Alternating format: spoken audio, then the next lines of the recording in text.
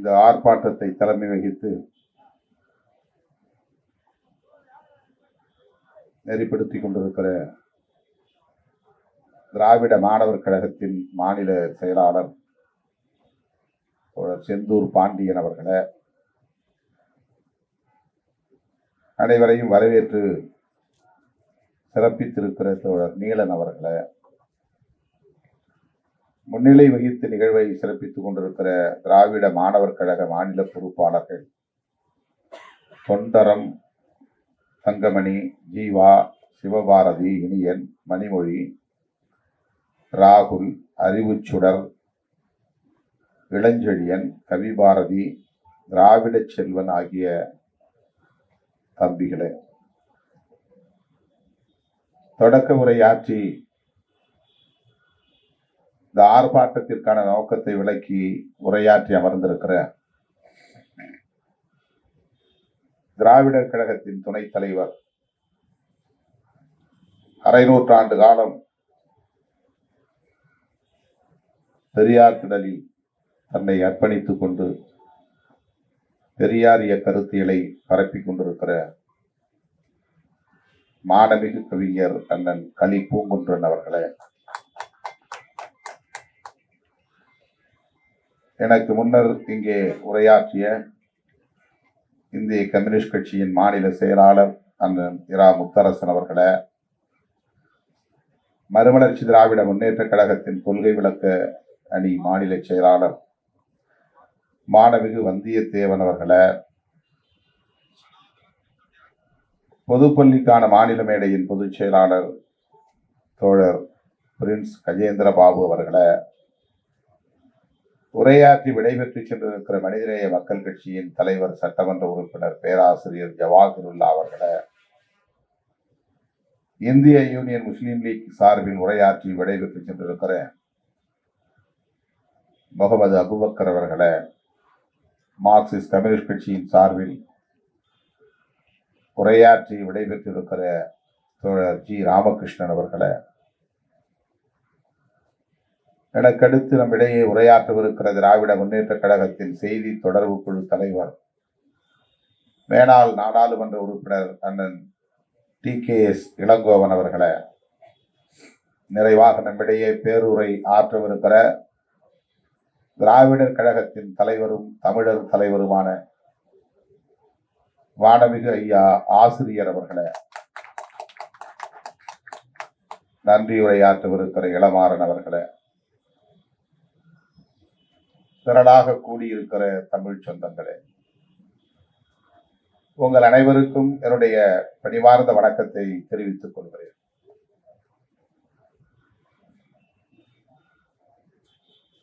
NEET தேர்வு குறித்து எனக்கு முன்னர் பேசிய தலைவர்கள் விரிவாக இங்கே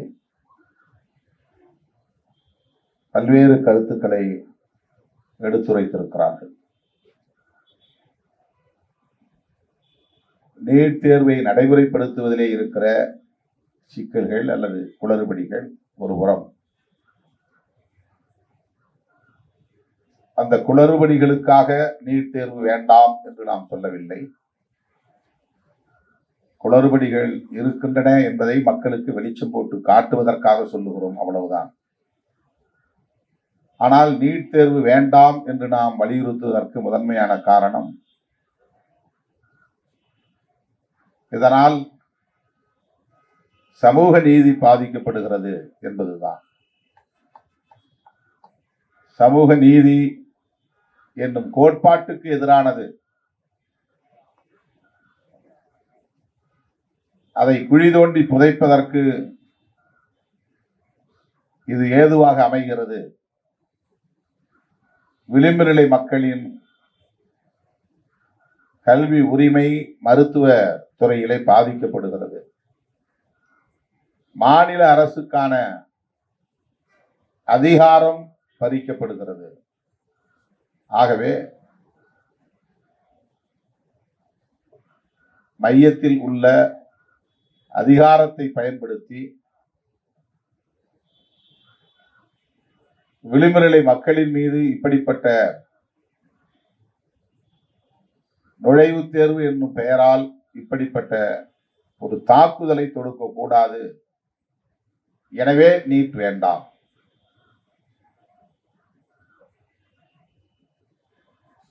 எழுநூத்தி 20 மார்க்குக்கு 720 மார்க் எப்படி எடுத்தான்? 719 எப்படி வந்தது? 718 மதிப்பெண்கள் எப்படி வந்தன? கோடிக்கணக்கான ரூபாய் நீட் தேர்வு தொடர்பான ஊழல் முறைகேடுகளில் புழக்கத்தில் உள்ளன. இதற்கென்று பயிற்சி தருகிற தனியார் நிறுவனங்கள் கோடி கோடியாய் கொள்ளையடிக்கின்றன. இவையெல்லாம் இதை நடைமுறைப்படுத்துவதால் ஏற்படுகிற பாதிப்புகள் என்பதால் சுட்டிக்காட்டுகிறோம். அவ்வளவுதான். ஆனால் அடிப்படையில இந்திய ஒன்றிய ஆட்சியாளர்கள் மாநில அரசுகளை ஒரு பொருட்டாக மதிக்கவில்லை. மாநில அரசுகளின் அதிகாரத்தை பறிக்கிற வகையில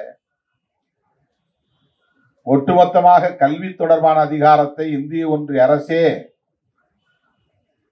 எடுத்துக்கொள்கிறது என்கிற ஆதிக்க போக்கை கண்டிக்கிறோம். இதுதான் மிக முக்கியமானது. இந்திய ஒன்றிய ஆட்சியாளர்கள் கல்வி தொடர்பான அதிகாரம் ஒத்திசைவு பட்டியலிலே இருக்கிற காரணத்தினால் அதை பயன்படுத்தி தான் தோன்றித்தனமாக செயல்படுகிறது. மாநில அரசுகளின் உரிமைகளை பறிக்கிறது. இது எந்த வகையிலும் ஏற்புடையதல்ல என்பது முக்கியமானது. இரண்டாவது, மாநில அரசுகளின் கல்வி திட்டத்தை சிதைப்பது. மாநில அரசுக்கான அதிகாரத்தை அல்லது உரிமையை பறிப்பது என்பது ஒரு புறம். இரண்டாவது, மாநில அரசுகள் பின்பற்றி வருகிற மாநில அரசுக்கான அந்தந்த மாநிலங்களுக்கான கல்வி திட்டம் தொடர்பான உரிமைகளை சிதைப்பது.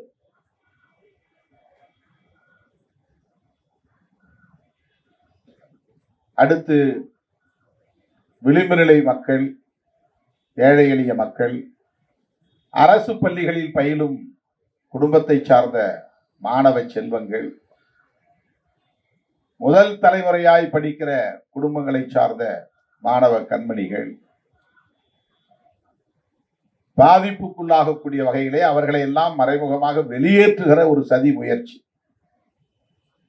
அவர்களை வெளியேற்றுகிற ஒரு சதி முயற்சி. எல்லோருக்கும் பொதுவானது நுழைவுத் தேர்வு. யார் வேண்டுமானாலும் எழுதலாம், யார் வேண்டுமானாலும் அதில் தேர்ச்சி பெறலாம்.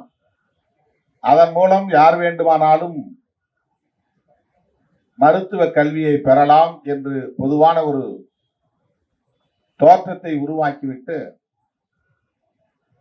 எளிய குடும்பங்களை சார்ந்தவர்களை வெளியேற்றுகிற ஒரு சதி முயற்சி இதிலே இருக்கிறது.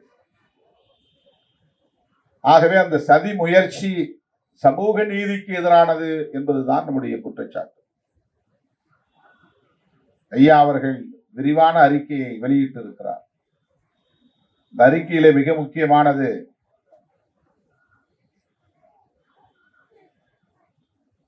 நீட் தேர்வால் பாதிக்கப்பட்டவர்கள் யார் யார். ஒரு 5-6 தலைப்புகளிலே விரிவான அறிக்கையை அவர் பதிவு செய்திருக்கிறார், வெளியிட்டிருக்கிறார். அதிலே 4ஆவதாக உள்ள பத்தி நீட் தேர்வால் பாதிக்கப்பட்டவர்கள் யார் யார். 2016 நீட் இல்லாத போது, நீட் என்கிற நுழைவுத் தேர்வு நடைமுறையில் இல்லாத போது அரசு மேல்நிலை பள்ளிகளில் பயின்ற மாணவர்கள் பெற்ற இடங்கள் 30. மருத்துவ கல்விக்கு போட்டியிட்ட மாணவர்கள் அரசு மேல்நிலை பள்ளிகளில் இருந்து பயின்று மாநில அரசின் பாடத்திட்டங்களின் வழியாக பயின்று மருத்துவ கல்வி பெறுவதற்கான வாய்ப்பை பெற்றவர்கள் 30 பேர். நீட் வந்த பிறகு வெறும் 5 இடங்கள் தான். அரசு மேல்நிலை பள்ளியிலே படித்த மாணவர்கள் எவ்வளவு பேர் பாதிக்கப்பட்டிருக்கிறார்கள். நீட் இல்லாத போது மாநில பாடத்திட்டத்தின் கீழ் படித்தவர்களுக்கு கிடைத்த இடங்கள் மொத்தம் நீட் இல்லாத போது 3546. நீட் வந்த பிறகு 2314. இதனால் ஏற்பட்டிருக்கிற இழப்பு 1232 இடங்கள். நீட் வந்த பிறகு 1232 மாணவர்களுக்கு கிடைக்கிற வாய்ப்பு பறிபோய் இருக்கிறது என்கிற புள்ளி விவரத்தை தன்னுடைய அறிக்கையிலே நம்முடைய ஆசிரியர் அவர்கள் பதிவு செய்திருக்கிறார். நீட் இல்லாத போது 2016 சிபிஎஸ்இ பாடத்திட்டத்தின் கீழ் பயின்ற மாணவர்களுக்கு கிடைத்த இடங்கள் வெறும் 12.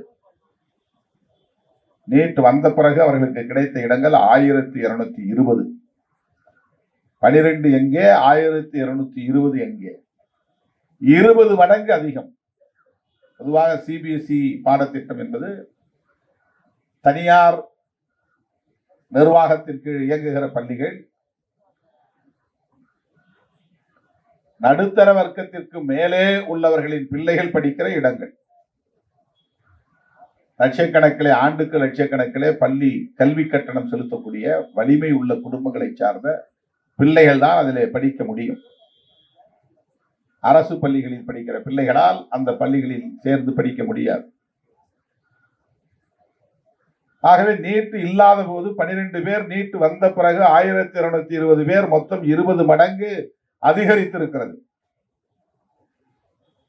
தமிழ்நாடு அரசால் நியமிக்கப்பட்ட நீதிபதி AK ராஜன் தலைமையிலான குழு தந்திருக்கிற புள்ளி விவரம் 2022 ஆண்டு தமிழ்நாட்டில் உள்ள மொத்த இடங்கள், மருத்துவ கல்விக்கான மொத்த இடங்கள் 6999. கிட்டத்தட்ட ஒரே ஒரு இடம் குறைவு, 7000 இடங்கள். 7000 இடங்கள். அரசு கல்லூரிகள், அதிலே அந்த 7000 அரசு கல்லூரிகள், அரசு மருத்துவக் கல்லூரிகள் 4349. நிகர்நிலை பல்கலைக்கழகங்கள், டீம்டு யூனிவர்சிட்டிஸ், அந்த பல்கலைக்கழகங்களுக்கு கிடைத்திருக்கிற அனுமதி 2650 இடங்கள். சிபிஎஸ்இ மாணவர்கள் எப்படி தரவரிசையிலே வாய்ப்பை பெற்றிருக்கிறார்கள் என்பதையும் பதிவு செய்திருக்கிறார். முதல் 10 ரேங்க், அதுல சிபிஎஸ்இ மாணவர்கள் 8 பேர்.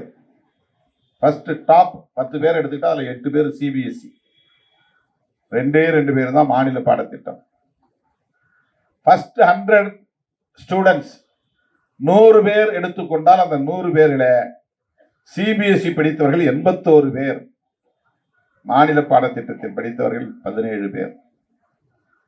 1000 பேர் என்று எடுத்துக்கொண்டால் அந்த 1000 பேரிலே மாநில பாடத்திட்டத்தின் கீழ் படித்த மாணவர்கள் வெறும் 394 பேர். மாநில பாடத்திட்டத்தின் கீழ் படித்த மாணவர்கள் அரசு பள்ளிகளிலே படிக்கிற மாணவர்கள். மிக மிக வசதி குன்றிய, பொருளாதாரத்தில் நலிவடைந்த ஏழை எளிய குடும்பங்களை சார்ந்த பிள்ளைகள் தான் இன்றைக்கு அரசு பள்ளிகளில் பயின்று கொண்டிருக்கிறார்கள், மாநில பாடத்திட்டங்களில் படித்து வருகிறார்கள் என்பது அனைவரும் அறிந்த உண்மை. நேர் தேர்வுக்கு முன் சிபிஎஸ்இ வாரியத்தில் இருந்து 1% மட்டுமே, ஒரே 1% மட்டுமே மருத்துவ படிப்பில் சேர முடிந்தது. இப்போது 1000 ரேங்குகளில் அது 60% ஆகிவிட்டது. நீட் தேர்வுக்கு முன் மாநில பாடத்திட்டத்தில் படித்த 98.2% மாணவர்கள் எம்பிபிஎஸ் படிப்பிலே சேர முடிந்தது. தற்போது அது 59% குறைந்துள்ளது. இதெல்லாம் AK ராஜன் நீதிபதி தலைமையிலான குழு தந்திருக்கிற புள்ளி விவரங்கள். நீட் தேர்வுக்கு முன் கிட்டத்தட்ட 14.8% தமிழ் வழி மாணவர்கள் எம்பிபிஎஸ்லே சேர முடிந்தது. ஆனால் தற்போது அது 2%க்கும் கீழே குறைந்துள்ளது. நீட் தேர்வு சிபிஎஸ்இ மாணவர்களுக்கும் வசதி படைத்த குடும்பத்தினருக்கு மட்டுமே ஆதரவாக உள்ளது. நீட் தேர்வு முறைகேடுகளால் 20.38 லட்சம் மாணவர்கள் பாதிக்கப்பட்டுள்ளனர்.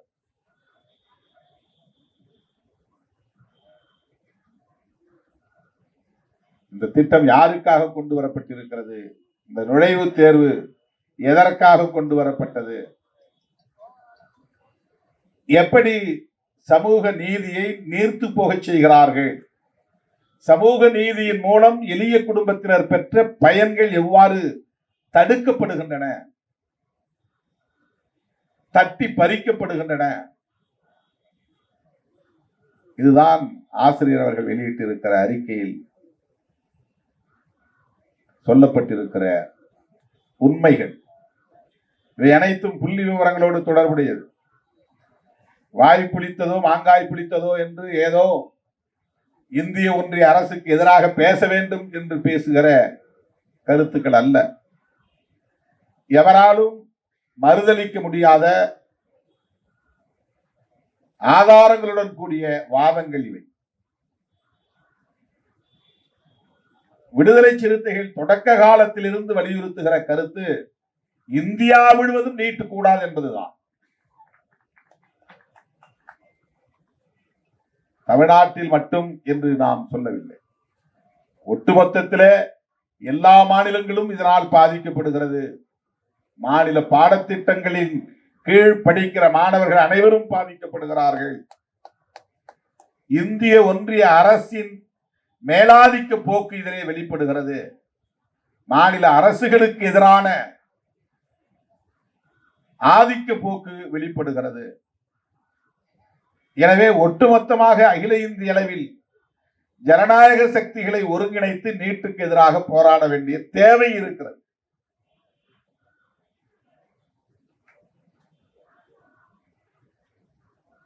இந்த எல்லா மாற்றங்களும் உன்னிப்பாக கவனித்தால், நுட்பமாக கவனித்தால், இந்திய அரசியலில் ஏற்பட்டிருக்கிற மிகப்பெரிய மாற்றங்களுக்கு அடிப்படையான ஒரு காரணம் இருக்கிறது. மண்டல் பரிந்துரை நடைமுறைக்கு வந்தது என்பதுதான்.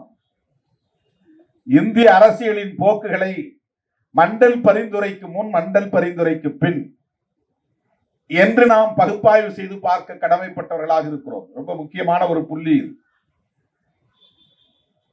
அகில இந்திய அளவிலே ஓபிசி சமூகத்தினரை ஒருங்கிணைப்பதற்கு இந்த புள்ளிதான் மிக மிக வலிமை வாய்ந்த ஒரு புள்ளியாக இருக்கிறது. மண்டல் பரிந்துரைக்கு முன்பு இடஒதுக்கீடு இருந்தது. எஸ்சி எஸ்டி சமூகத்தினருக்கான இடஒதுக்கீடு இருந்தது. அரசமைப்பு சட்டத்தின் பாதுகாப்போடு அது நடைமுறையில் இருந்தது. அதை முழுமையாக நடைமுறைப்படுத்தினார்களா இல்லையா என்பது வேறு.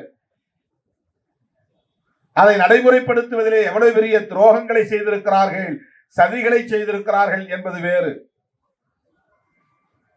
ஆனால் அதற்கு கடுமையான எதிர்ப்பு என்பது வெளிப்படையாக இல்லை. விபி சிங் அவர்கள் பிரதமராக இருந்த காலத்திலே மண்டல் பரிந்துரை நடைமுறைக்கு வந்தது. அது நடைமுறைக்கு வந்த நொடியில் இருந்து உயர் சாதி அல்லது முன்னேறிய சாதி அல்லது பார்ப்பன பனியா போன்ற அடையாளங்களை கொண்ட சாதிகள் எவ்வளவு ஆவேசமாக வீதிக்கு வந்தார்கள், வெகுண்டெழுந்தார்கள், இரத்த வெறி கூச்சல் போட்டார்கள், விபி சிங் ஆட்சியை கவிழ்த்தார்கள். அதன் பிறகு எப்படி அவர்கள் அரசியலை முன்னெடுத்தார்கள், காய்களை நகர்த்தினார்கள் என்பதுதான் இங்கே கவனிக்க வேண்டிய ஒன்று, நாம் விவாதிக்க வேண்டிய ஒன்று.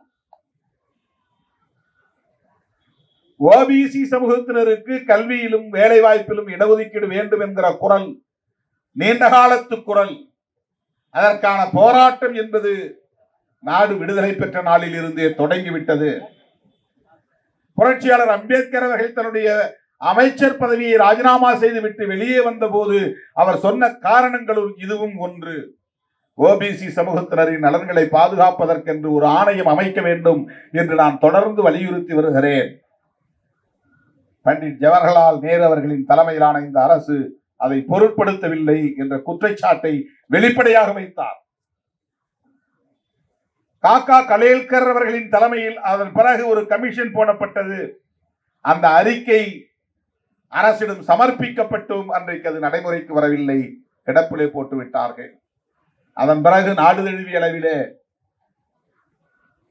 ஓபிசி மக்களின் சமூக நீதி குறித்த குரல் இன்னும் வலுவாக எழுந்த பிறகு மண்டல் பிபி மண்டல் தலைமையிலே ஒரு குழு அமைக்கப்பெற்று அந்த அறிக்கை அரசுக்கு ஒப்படைக்கப்பட்ட நிலையில் நல்வாய்ப்பாக விபி சிங் பிரதமரானார்.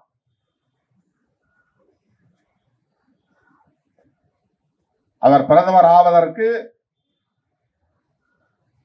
தமிழ்நாட்டில் இருந்து நம்முடைய திராவிட முன்னேற்ற கழக தலைவர் முத்தமிழறிஞர் கலைஞர் உள்ளிட்ட தலைவர்கள் பேராதரவாக நின்றார்கள். திராவிடர் கழகம் பேராதரவாக இருந்தது என்பது வரலாறு. ஆகவே என்ன பாதிப்பு ஏற்படும், எத்தகைய எதிர்விளைவு உருவாகும், ஆட்சி கவிழும் என்பதெல்லாம் தெரிந்தும் பிஜேபி அன்றைக்கு வாஜ்பாய் தலைமையிலான பிஜேபி அன்றைக்கு விபி சிங் ஆட்சிக்கு ஆதரவளித்துக் கொண்டிருந்த நிலையில் அவர்கள் திரும்ப பெறுவார்கள் என்பது, ஆதரவை திரும்ப பெறுவார்கள் என்பது தெரிந்த நிலையிலும் ஆட்சியே பறிபோனாலும் அதை நடைமுறைப்படுத்துவேன் என்று நடைமுறைப்படுத்தியவர் சமூக நீதி காவலர் விபி சிங் அவர்கள். அதன் பிறகு இந்திய அளவிலே ஏற்பட்ட அரசியல் மாற்றங்கள் குறித்து நாம் விரிவாக விவாதிக்க வேண்டியிருக்கிறது. எப்படி RSS தீவிரமடைந்தது, சங் பரிவார்கள் எப்படி வலிமை பெற்றார்கள், எப்படி அவர்கள் வெளிப்படையாக வந்து ஓபிசி மக்களுக்கு எதிரான காய்களை நகர்த்தினார்கள். அதுதான் முக்கியமானது, மிக மிக முக்கியமானது, அடிக்கோடிட வேண்டிய செய்தி அது. RSSும் பிஜேபியும் விஸ்வ பரிஷத்தும் இதர சங் பரிவார அமைப்புகளும் வீதிக்கு வந்து மிகப்பெரிய அளவிலே போராட்டங்களை நடத்தினார்கள்.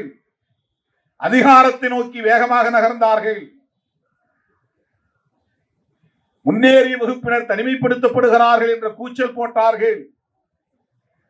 எல்லா தளங்களில் இருந்து முன்னேறிய வகுப்பினர் அப்புறப்படுத்தப்படும் நிலை உருவாகிறது. நீதித்துறை உள்ளிட்ட அனைத்து தளங்களிலும் நெடுங்காலமாக ஆதிக்கம் செலுத்தி வந்த அந்த முன்னேறிய வகுப்பினரின் அதிகாரம் மெல்ல மெல்ல பறிக்கப்படுகிறது. அந்த எண்ணிக்கை குறைந்து வருகிறது. எல்லா இடங்களிலும் ஓபிசியின் நுழைவு இருக்கிறது. என்ட்ரி, உள்ளே நுழைகிறார்கள். இதை தடுக்க வேண்டும் என்பதுதான் அவர்களின் மிக முக்கியமான முனைப்பாக இருந்தது. அந்த அடிப்படையில் தான் அவர்கள் ஒருங்கிணைந்தார்கள்.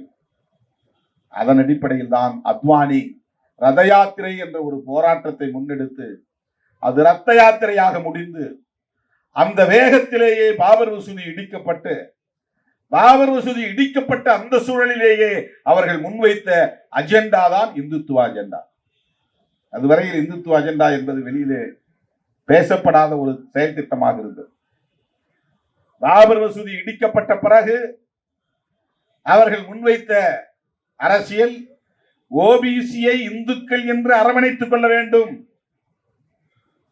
மறுபடியும் பிராமணர்கள் அல்லது முன்னேறிய சாதியினர் தனிமைப்படுத்தப்படும் நிலை உருவாகிவிடக் கூடாது.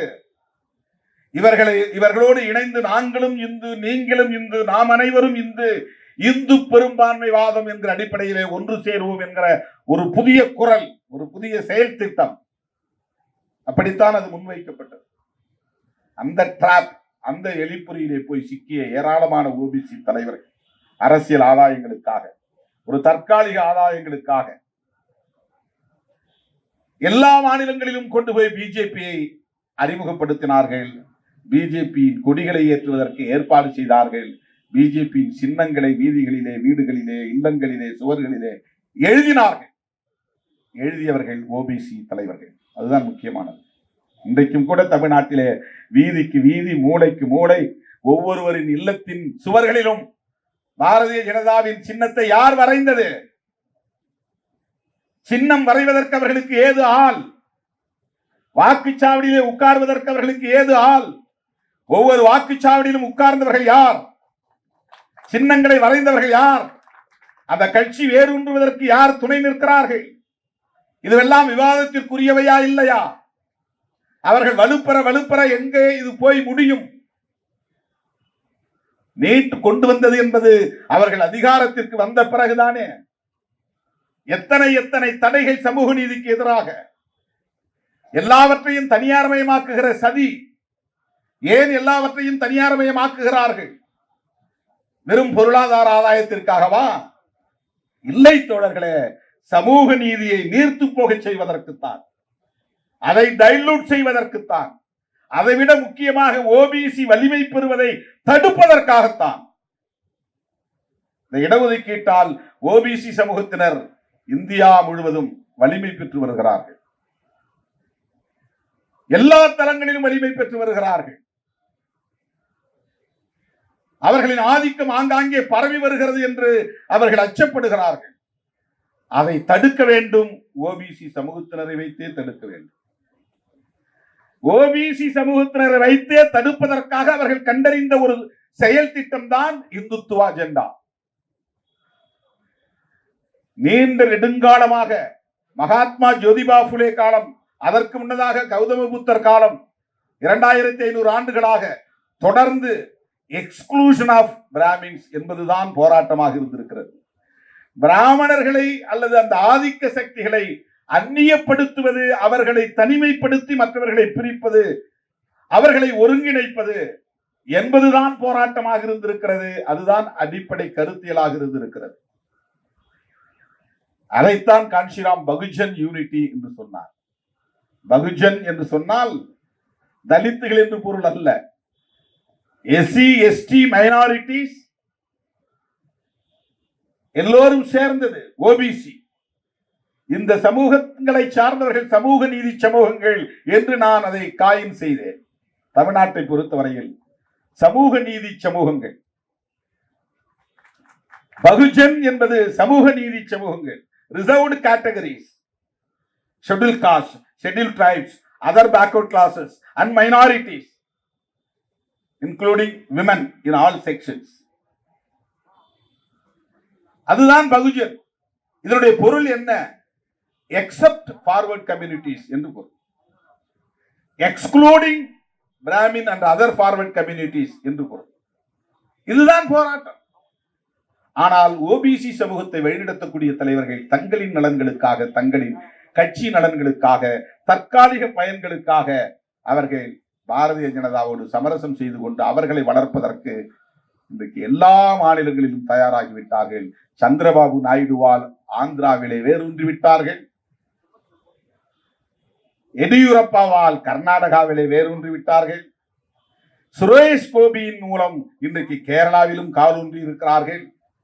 அவர்களால் குதிகாலை வெட்டுகிற ஒரே மண் தமிழ் மண் தான், தமிழ்நாடு தான். இதுவரையில் அதை நாம் காப்பாற்றி வருகிறோம். இந்த நொடி வரையில் அதிலே நாம் சாதிக்கக்கூடிய சாதனையாளர்களாகத்தான் இருந்திருக்கிறோம். இந்த தேர்தலிலே எப்படியாவது 5-6 இடங்களில் வெற்றி பெற்று விடுவோம் என்று அவர்கள் மார்தட்டி பேசிக் கொண்டிருந்தார்கள். இப்போது எங்கே போய் ஒளிந்து கிடக்கிறார்கள் என்று தெரியவில்லை. தமிழ்நாட்டு மக்களிடையே இந்த புரிதல் இன்றைக்கு வலுவாக இருக்கிறது. வெறும் கூட்டணி பலத்தால் மட்டும் நாம் வெற்றி பெற்று விட்டோம் என்று கருதிவிடக் கூடாது. இந்த கருத்தியலும் மக்களிடத்திலே இருக்கிறது. ஆன்டி பிஜேபி, ஆன்டி ஆர்எஸ்எஸ், அவர்கள் சமூக நீதிக்கு எதிரான கும்பல், சதி கும்பல். இந்த புரிதல் இருக்கிறது. இந்த புரிதல் உள்ளவர்களின் எண்ணிக்கை இங்கே கணிசமாக இருக்கிறது. வெறும் கமிட்டட் ஓட்ஸ் மட்டும் வந்திருந்தா ஜெயிக்க முடியாது. திமுகவுக்கான கமிட்டட் ஓட்ஸ், அதுக்கு திமுக கூட்டணியிலே இருக்கிற அந்த பார்ட்டி ஓட் பேங்க், ஒவ்வொரு கட்சிக்கும் ஒரு ஓட் பேங்க் என்று இருக்கும். அது மட்டும் சேர்ந்தால் வெற்றி பெற்று விட முடியாது. கருத்தியல் ரீதியாக இந்த மண்ணிலே பிஜேபி எதிர்ப்பு அல்லது ஆர்எஸ்எஸ் எதிர்ப்பு அல்லது சங் பரிவார்கள் எதிர்ப்பு என்பது இங்கே ஆழமாக வேரூன்றி இருக்கிறது தோழர்களே. அதை நாம் முதலில் புரிந்து கொள்ள வேண்டும். அதற்கு அடிப்படை பெரியார் இயக்கம்தான், திராவிடர் இயக்கம்தான், திராவிடர் கழகம்தான் என்பதை நாம் பெருமையோடு பதிவு செய்ய கடமைப்பட்டிருக்கிறோம். அதை நாம் ஓங்கி உரத்து சொல்ல கடமைப்பட்டிருக்கிறோம். இன்னும் வலுவாக அதை முன்னெடுத்து செல்ல வேண்டிய தேவை இருக்கிறது. இந்த நிகழ்வின் ஊடாக நான் சொல்ல விரும்புகிற செய்தி, அகில இந்திய அளவில் ஓபிசி சமூகத்தை சார்ந்த தலைவர்களுக்கு ஒரு சென்சிட்டைசேஷன், விழிப்புணர்வு புரோகிராம்ஸ், நிகழ்வுகள் தேவைப்படுகின்றன. அவர்களை ஒருங்கிணைக்க வேண்டிய தேவை இருக்கிறது. இன்னைக்கு நிதிஷ்குமார் அதிர்ச்சியாக இருக்கிறது. அவர்களெல்லாம் முற்போக்கான சிந்தனையாளர்களின் பாரம்பரியத்தில் இருந்து வந்தவர்கள். அன்றைக்கு விசா காலத்திலே அதை கடுமையாக எதிர்த்த போராளிகளின் வெளிவந்தவர்கள். 1976-77 விசா வந்த போது அந்த ஆதிக்கத்தை எதிர்ப்பதற்கு அகில இந்திய அளவிலே மக்கள் ஒருங்கிணைந்தார்கள். லோகியா போன்ற தலைவர்களின் வாரிசுகளாக ஒருங்கிணைந்தார்கள். அவர்கள் எல்லாம் அன்றைக்கு ஒருங்கிணைந்து அந்த ஆதிக்கத்தை எதிர்த்தார்கள். ஜனநாயகத்திற்கு ஆபத்து வந்து விட்டது. அப்போது ஜனதா என்ற ஒரு அமைப்பு உருவானது. திமுக, திக போன்ற அமைப்புகள் இன்றைக்கு அதிலே மிக பெரும் சக்திகளாக இருந்தார்கள். இந்த நாட்டை காக்க வேண்டும் அகில இந்திய அளவில் என்கிற போது தமிழ்நாடு எவ்வளவு பெரிய பங்களிப்பை செய்தது என்பதற்கு 76-77 காலகட்டம் முக்கியமானது. அது ஒரு பெரிய தாக்கத்தை இந்திய அரசியலில் ஏற்படுத்தியது. அதன் பிறகு இந்திய அரசியலில் ஏற்படுத்திய மிகப்பெரிய தாக்கம் என்பது மண்டல் பரிந்துரைதான். இனி தமிழ்நாட்டு அரசியலை மட்டுமல்ல, இந்திய அரசியலை மண்டலுக்கு முன் மண்டலுக்கு பின் என்றே நாம் பகுப்பாய்வு செய்ய கடமைப்பட்டவர்களாக இருக்கிறோம். அந்த அடிப்படையில் அரசியலை நாம் மக்களிடத்தில் கொண்டு போய் சேர்க்க வேண்டும். இது வலிமை பெற்றால் 2029 வரையில் நாம் காத்திருக்க வேண்டிய தேவையில்லை. இன்றைய மைனாரிட்டி பிஜேபி அரசை தூக்கி எறிந்துவிட்டு புதிய ஆட்சியை டெல்லியிலே உருவாக்கிவிட முடியும். இந்தியா கூட்டணி அதுவரையில் வெற்றிகரமாக இணைந்து பயணிக்க வேண்டும். அதுதான் முக்கியமானது. நான் அண்மையிலே நடந்த கூட்டத்திலே சொன்னேன், அந்த அணியிலே யார் விலகுவார்கள், யாரை நாம் நம் பக்கம் இழுக்கலாம் என்று முயற்சி செய்வதை விட நம்முடைய அணியை பாதுகாப்பாக வைத்துக் கொள்வது முக்கியமானது. இந்த அணியை உடைக்க மோடி, அமித்ஷா போன்றவர்கள் எதையும் செய்வார்கள். ஏன்னா அவங்க வந்து well trained. RSS Sangh Parivar அமைப்புல இருக்கிறவங்க வந்து நீங்க சாதாரணமா எடை போட முடியாது. எந்த பிரதிபலனும் எதிர்பார்க்காமல், எந்த பயனும் எதிர்பார்க்காமல் அவர்களின் கொள்கைக்காக, நோக்கத்திற்காக பாடாற்றக்கூடியவர்கள். எல்லா எத்திக்ஸ், எல்லா விதமான இந்த எத்திக்ஸ் என்று சொல்லக்கூடிய நியாய தர்மங்களுக்கு கடந்து செயல்படக்கூடியவர்கள். அதெல்லாம் பொருட்படுத்த மாட்டாங்க. அவங்க நோக்கம் தான் முக்கியம், அவங்க கொள்கை தான் முக்கியம். அதனால எதையும் மீறுவார்கள். தான் தோன்றித்தனமாக எந்த முடிவையும் எடுப்பார்கள். எதை வேண்டுமானாலும் செய்வார்கள். மோடி திடீர்னு வந்து பிரசிடென்சியல் ஃபார்ம் ஆஃப் கவர்மெண்ட்ங்கிற பேர்ல இங்க குடியரசுத் தலைவர் ஆட்சி முறை தான் வரப்போகுது அப்படின்னு அறிவிச்சா கூட யாரும் ஆச்சரியப்படுவதற்கு இல்லை. இதே கேபினெட்டை மைனாரிட்டி கவர்மெண்ட்டை கொண்டுட்டு போகணும், 5 வருஷத்துக்கு போராடிட்டு இருக்கணும் அப்படின்னா அவங்க இருப்பாங்கன்னு நாம நினைக்க முடியாது. எந்த நேரத்தில் வேணாலும் எப்படி வேணாலும் மோடி முடிவெடுக்க வாய்ப்பு இருக்கிறது. நாம் மிகுந்த கவனத்தோடு இருக்க வேண்டும். எனவே நீட்டை ஒழிப்பதாக இருந்தாலும் சமூக நீதியை காப்பாற்றுகிற இந்த அறப்போராட்டத்தில் நாம் சங் பரிவார்களை புரிந்து கொள்வதும், சங் பரிவார்களுக்கு எதிரான செயல் திட்டங்களை வரையறுப்பதும் தான் நம் முன்னால் இருக்கிற மிக முக்கியமான சவால் என்பதை சொல்லி இந்த வாய்ப்புக்கு நன்றி கூறி முடிக்கிறேன். நன்றி, வணக்கம்.